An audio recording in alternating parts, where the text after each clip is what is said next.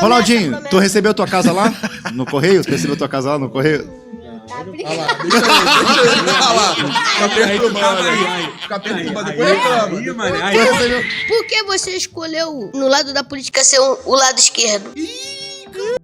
Primeiro que Porque eu... olha só, esse filho da de 9 dedos aí tá achatando.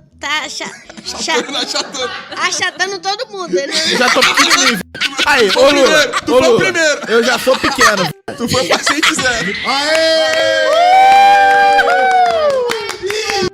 Cara, fez promessa? Cara, calma aí, ele tá com o boné do posto Ipiranga, viado. Meu boné eu esqueci lá em Angra, chefe. Aí, por que tá usando o posto Ipiranga, cara? Boné do posto de piranga. Não, mas é, cara. Tu tem alguma coisa contra o posto de Espiranga? Adoro irritar o Magal, cara. Eu gosto de ver o Magal vermelho igual a camarão. Hoje o povo dos cortes vai comer pão com manteiga. Não.